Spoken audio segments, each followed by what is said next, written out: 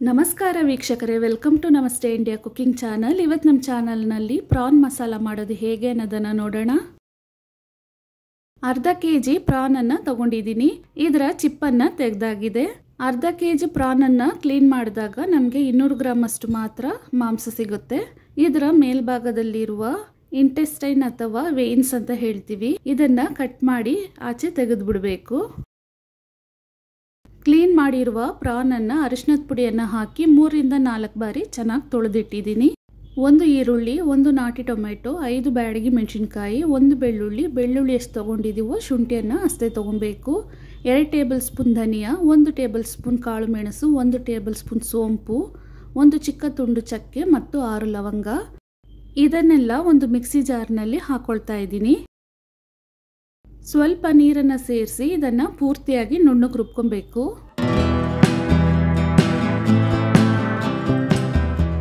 ನೋಡಿ, ಈ ರೀತಿ ಚೆನ್ನಾಗಿ ನುಣ್ಣಗೆ ರುಬ್ಕೊಬೇಕು. ಒಂದು ಪಾನ್ ಅಥವಾ ಕಡಾಯಿನಲ್ಲಿ ಎಣ್ಣೆಯನ್ನು ಹಾಕ್ತಾ ಇದ್ದೀನಿ.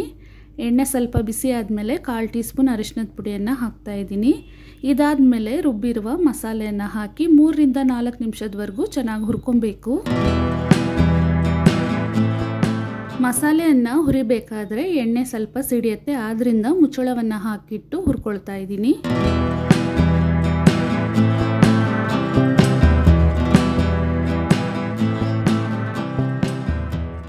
ಮಸಾಲೆಯನ್ನು ಎಣ್ಣೆಯಲ್ಲಿ ಚೆನ್ನಾಗಿ ಬಾಡಿಸಾಗಿದೆ. ಇವಾಗ ತೊಳೆದಿಟ್ಟಿರುವ ಪ್ರಾನ್ ಅಥವಾ ಸೀಗಡಿ ಮೀನನ್ನು ಹಾಕ್ತಾ ಇದ್ದೀನಿ.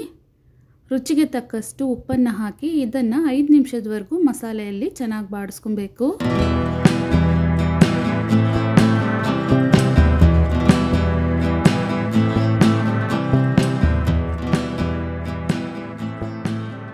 ಪ್ರಾನನ್ನು ಮಸಾಲೆನಲ್ಲಿ ಚೆನ್ನಾಗಿ ಬಾಡಿಸಾಗಿದೆ.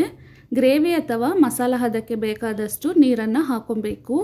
ಪ್ರಾನ್ನ ಸೈಜ್ ಚಿಕ್ಕದಾಗಿದ್ದರೆ ಬೇಗನೆ ಬೆಂದ್ಬಿಡತ್ತೆ. ದೊಡ್ಡದಾದ ಪ್ರಾನ್ ಆಗಿದ್ದರೆ ಇನ್ನೂ ಸ್ವಲ್ಪ ನೀರನ್ನು ಜಾಸ್ತಿ ಹಾಕಿ ಸ್ಟವನ್ನು ಮೀಡಿಯಂ ಫ್ಲೇಮ್ನಲ್ಲಿಟ್ಟು ಚೆನ್ನಾಗಿ ಬೇಯಿಸ್ಕೊಬೇಕು.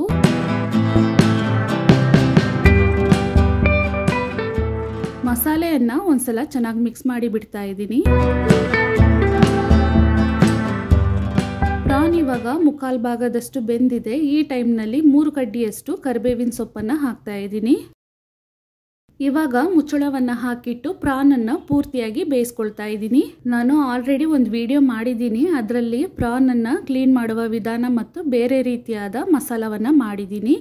ಆ ವಿಡಿಯೋವಿನ ಲಿಂಕನ್ನು ಡಿಸ್ಕ್ರಿಪ್ಷನಲ್ಲಿ ಕೊಟ್ಟಿರ್ತೀನಿ, ಬೇಕಾದರೆ ನೀವು ಅದನ್ನು ಕ್ಲಿಕ್ ಮಾಡಿ ನೋಡ್ಬೋದು.